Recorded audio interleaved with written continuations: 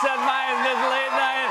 We hope you're doing well. And now, if you don't mind, we're going to get to the news. President Trump last week raised the tariff rate on Canadian goods from 25 to 35%.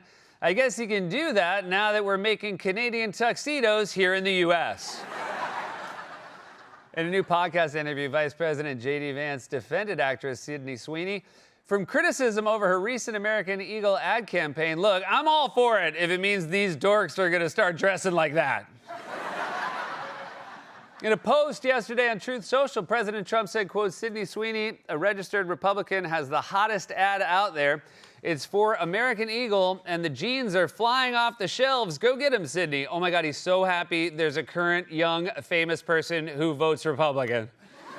I feel so bad for Kid Rock right now. You know he's getting left on red this week. During a briefing last week, White House Press Secretary Caroline Leavitt said that President Trump has a, quote, big heart. The technical term is enlarged, said his doctor. Good news, it's big. During an executive order signing ceremony last week to reinstate the presidential fitness test, President Trump said, quote, I was always a person that loved playing sports. I was good at sports. I don't know. I'm going to say it doesn't really qualify as a sport if they give you a little car, you know, with got cup holders and everything. Philadelphia Eagles star Saquon Barkley said yesterday that despite being listed in the official release from the White House, he is not a member of President Trump's Council on Sports, Fitness, and Nutrition. Well, be careful. If you keep embarrassing the president like that, he's gonna make you Secretary of Defense. The diner chain IHOP has unveiled a luxe version of its Dubai chocolate pancakes, which will be the most expensive pancake that the restaurant has ever served. That's right, these are $2. A new fitness studio recently opened in California called Killer Fitness that specializes in horror-themed workout classes. If you're wondering what makes them horror-themed, they're workout classes. And finally, the baby care brand Frida has partnered with the artisanal ice cream company Oddfellows on a new breast milk-inspired flavor. So I guess now we know why they call themselves Oddfellows. I think you'll find we have interesting tastes. That was a monologue, everybody! I'm very excited. I know I say it a lot, but I'm genuinely very excited tonight. We have a very great show. Our first guest is an Emmy Award-winning actor, writer, director. You know him from his work on SNL, documentary now, and Barry. You can see him next as The Cat in the Hat, which is in theaters next February. My dear friend Bill Hader is back on the show, everybody. It has been too long. It has been too long. Do you know her from Hairspray and the Pitch Perfect movie? She's currently starring in The Hunting Wives on Netflix. Brittany Snow is here, you guys. And they are the stars of the very funny, award-winning show Such Brave Girls on Hulu. Kat Sadler and Lizzie Davidson are going to be here. They're hilarious. Their show is great. Before we get to all that, if I may, there's something I would like to get off my chest. So this past weekend, I took an Uber home, get out of the car, my phone buzzes. How was your ride? 5 stars. I signed for a package. 10 minutes later, I get an email asking, how was your package experience? I'm like, whatever. I fall asleep on the couch. 15 minutes later, I wake up to an alert from my body tracker saying, hey, champ, scale of 1 to 10. How restful was that nap? And I just got to say this. Can I have just one single experience that I don't have to rate? At this point in the broadcast, Seth launched into a 60-second obscenity-laden tirade about how frustrating it is to constantly be asked to rate every stupid little thing. Network policy prevents us from broadcasting his disgraceful comments, but due to a technical issue, we were forced to air the video portion of this show. In short, Seth believes modern life has turned every fleeting interaction into a performance review. He doesn't want to give feedback. He doesn't want to award any stars. He just wants to be left alone.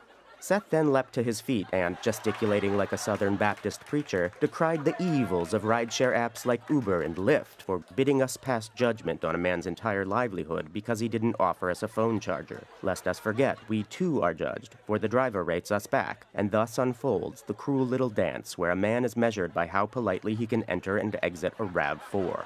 Seth then sat down and began describing the experience of getting an email 2 weeks after he bought a stapler at Office Depot, which asked, "How are you and your stapler getting along?" Seth then looked away wistfully, got kind of choked up, and replied, "To be honest, it's complicated. I mean, sure, there's good days, but I'll tell you this, it's not all fun and games like you think." Seth continued to open up for the first time about what honestly seemed like a pretty toxic relationship with his stapler. He turned to the stapler and asked, "I mean, how do you think it's going?" The stapler said nothing, just sat there in silence, quietly gaslighting Seth like it always does.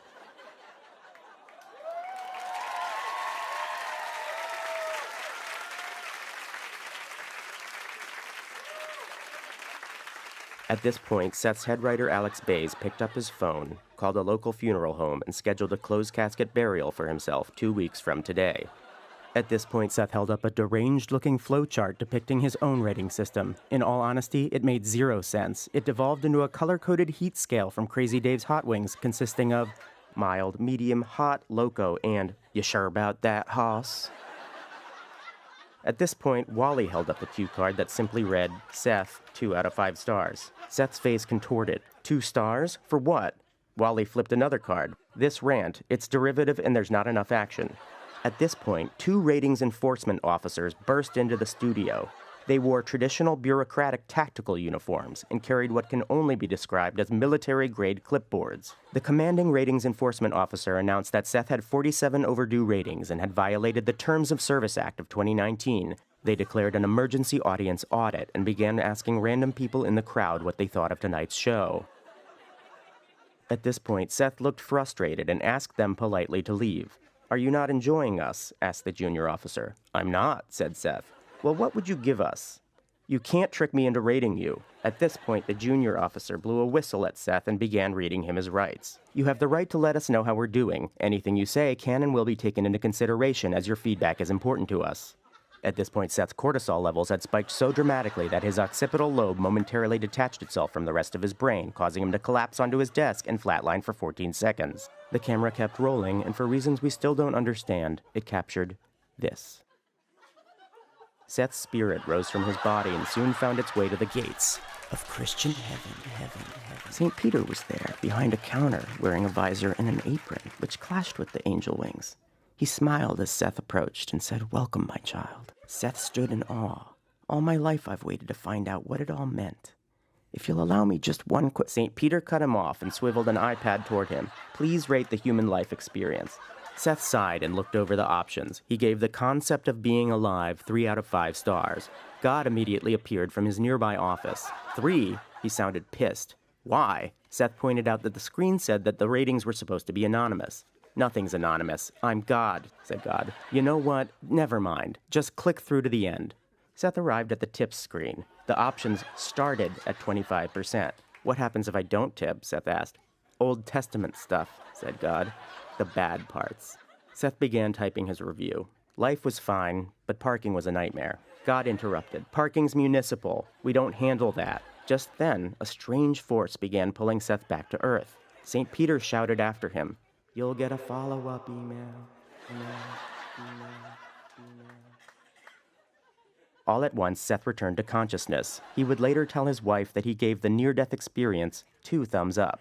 NBC would like viewers to disregard Seth's opinions about having to rate things as they do not reflect the network's position and do not make any sense. We now resume our broadcast. And you can Yelp yourself to my 6-size boot up your ass. Woo! That felt good to get on my chest. We'll be right back with the one, the only, Bill Hader, everybody.